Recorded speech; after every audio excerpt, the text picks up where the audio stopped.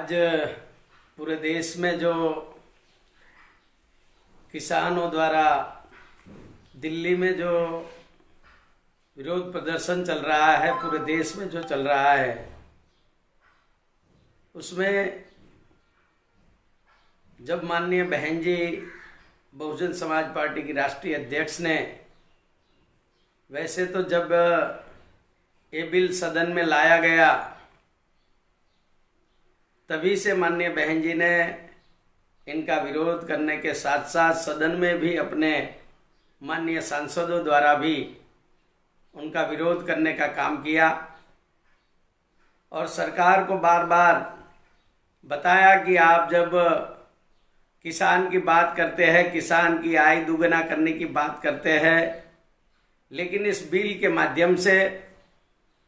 जो किसान के हित की आप बात करें, लेकिन किसान ही जब इनका विरोध कर रहे हैं तो जल्द से जल्द इस बिल पे पुनर्विचार करते हुए उसको खारिज करना चाहिए। लेकिन जब सरकार ने ये सारी बातों को न माना, उनको समझा नहीं,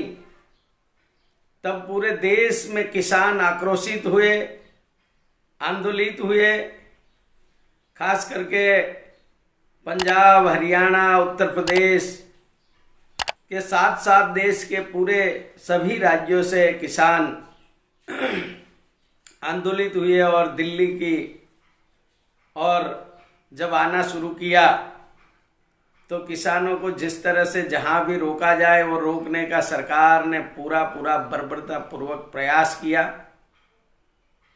और फिर भी अगर ये किसान लोग,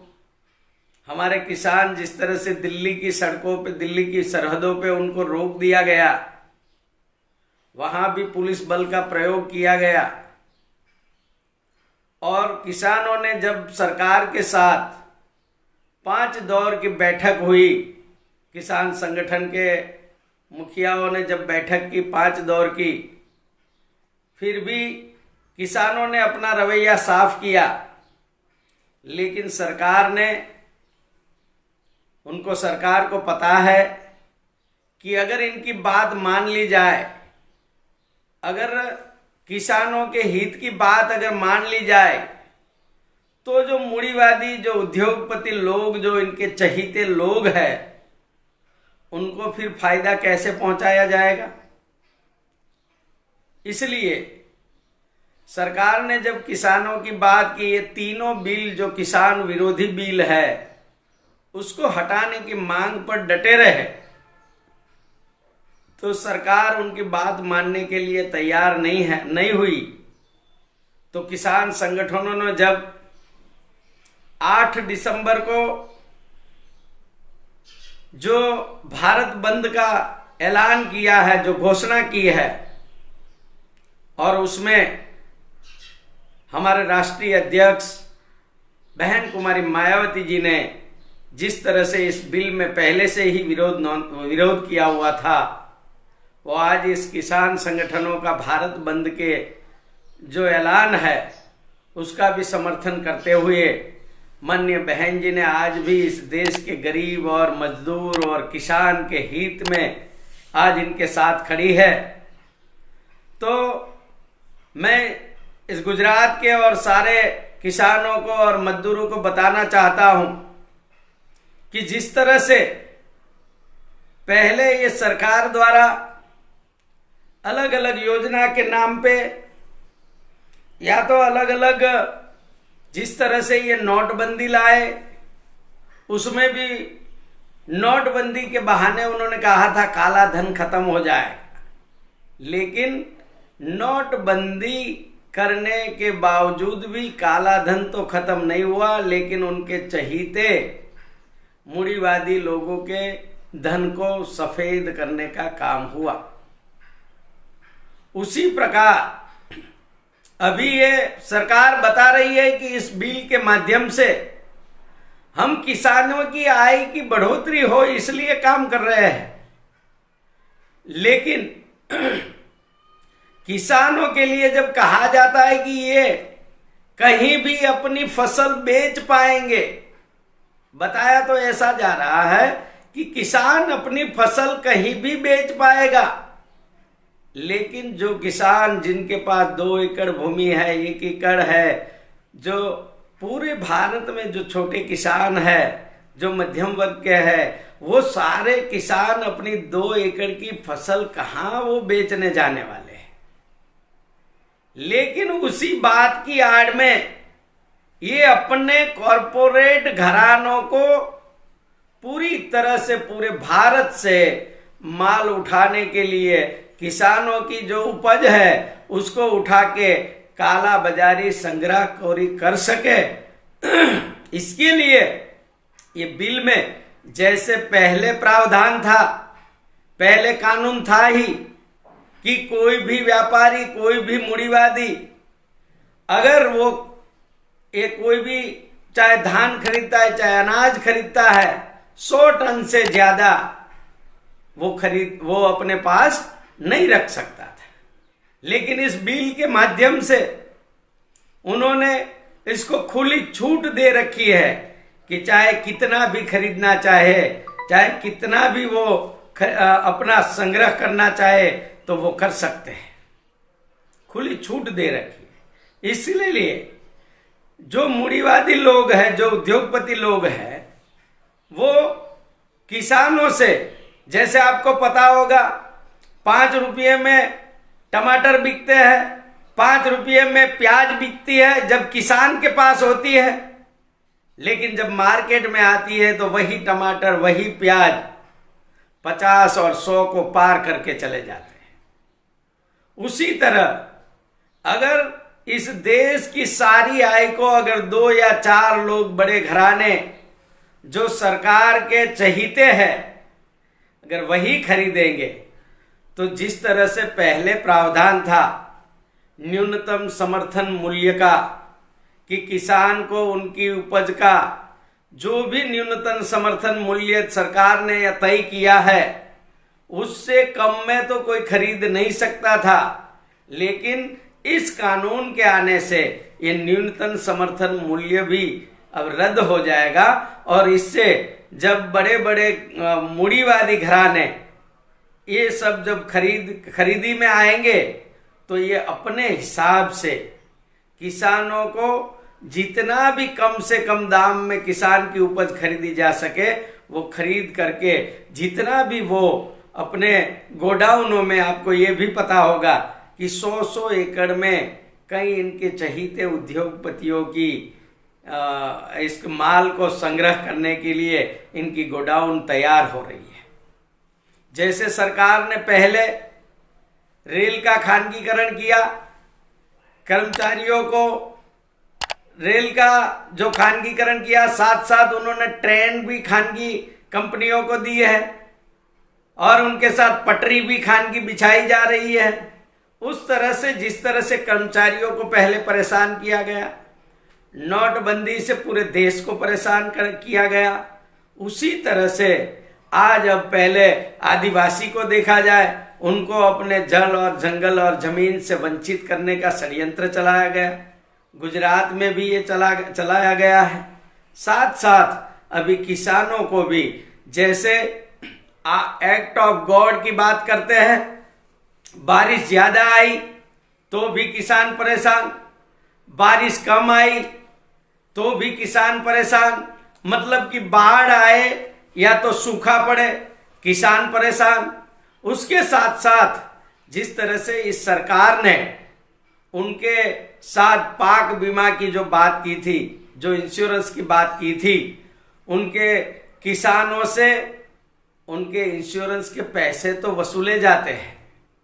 लेकिन जब इनको फसल का बीमा देने की बात आती है तो वही कॉरपोरेट घराने सरकार की सह में वो उसको देने में नाकाम रहते हैं या तो देने से अपने आप को बचाते हैं। तो किसान हर तरह से पीटता जा रहा है। जैसे सरहद की बात देखी जाए, सरहद पे भी अपना जवान, चाहे पाकिस्तान के हमले की बात हो, चाहे चाइना की बात हो, चाहे देश के अंदर टेररिस्ट अटैक हो, कहीं भी हमारा जवान मर रहा है। और वो जवान भी किसान ही के बेटे हैं। और एक तरफ बेटा सरहद पे मर रहा है और यहाँ गांव में खेतों में मेहनत मजदूरी अपना पसीना बहा के अपना खून पसीना एक करके रात दिन जो मेहनत करता है उसकी कमाई उसकी आमदनी भी उसके पास न पहुंचे, ऐसा ये कानून लाके आज किसान को भी, जो गरीब है, जो साहूकारों से, जो बैंक से पैसा उठा के जो खेती कर रहा है, जो किसानी कर रहा है, रात दिन मेहनत कर रहा है, लेकिन उसकी उपज जब आने के बाद भी बाजार में जब लाया जाए तो उसको न्यूनतम समर्थन मूल्य भी उसका तय न हो और साहूकार जैसे बड़े उद्योगपति उसको खरीदने के लिए अपने हिसाब से जब दाम लगाएंगे तो यहाँ किसान का, आज भी किसान आत्महत्या कर रहे हैं। इस कानून के आने के बाद तो किसानों का जीना मुश्किल हो जाएगा, क्योंकि जिस तरह से बताया जाता है जय जवान जय किसान जय विज्ञान की बात तो होती है, लेकिन वहां जवान सुरक्षित नहीं है। जो अपने देश को सुरक्षित करने के लिए जान की बाजी लगा रहे हैं वो सरहद पे सुरक्षित नहीं है, यहाँ किसान सुरक्षित नहीं है। रही बात विज्ञान की, तो आज कोरोना काल में जहां से कोरोना आया है वहां आज लोग नहीं मर रहे हैं, लेकिन आज यहां भारत में और ऐसे समय में कोरोना काल में भी ऐसे ऐसे बिल लाए जाते हैं सदन में कि जिसको भी ये इफेक्ट करता है,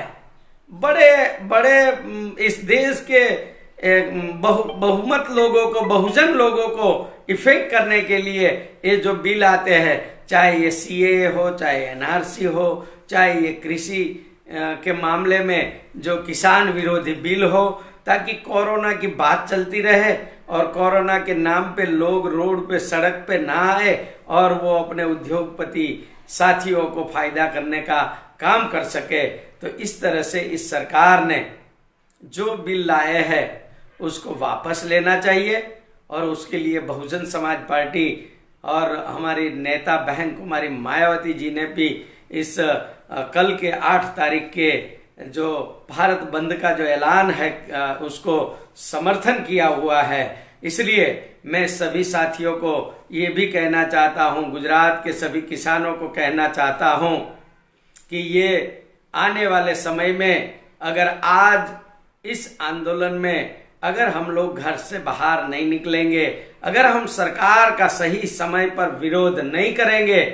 तो आने वाले समय में ये किसानी का काम सिर्फ ठेके पे रहने वाला है। क्योंकि बिल में ये भी प्रावधान है कॉन्ट्रैक्ट सिस्टम,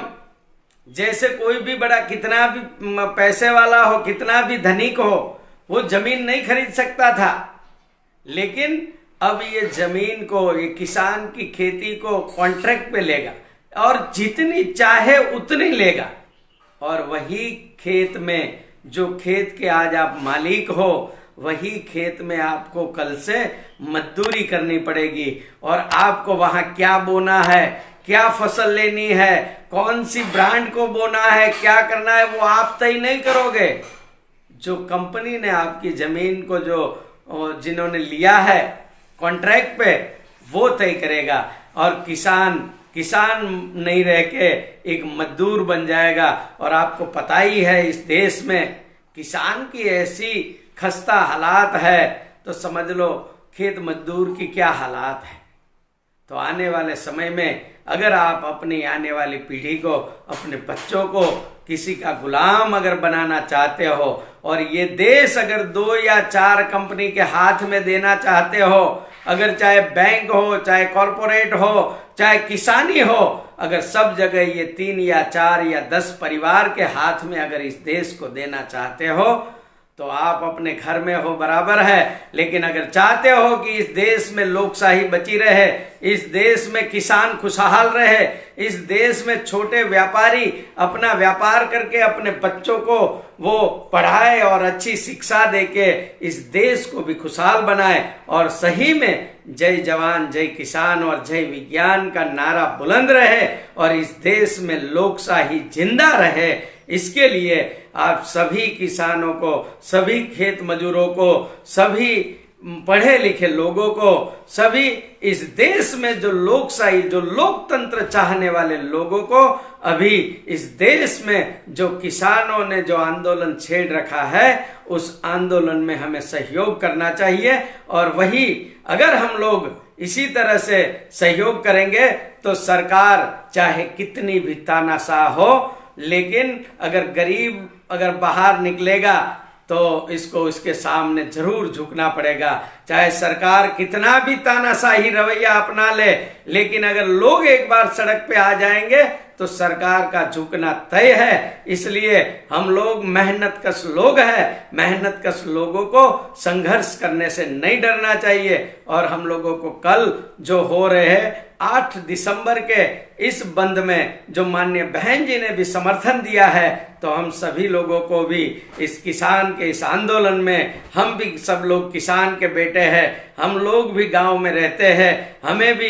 इस खेती जो किसानी है वो बच जाए, उसके लिए सबको साथ और सहयोग देना चाहिए। और सब लोग साथ सहयोग करेंगे और कल के 8 दिसंबर का जो भारत बंद का जो ऐलान है उसमें बहुजन समाज पार्टी गुजरात की ओर से भी जैसे माननीय बहन जी के आदेश अनुसार समर्थन किया जाएगा। और सभी हमारे कार्यकर्ता पदाधिकारियों को भी इस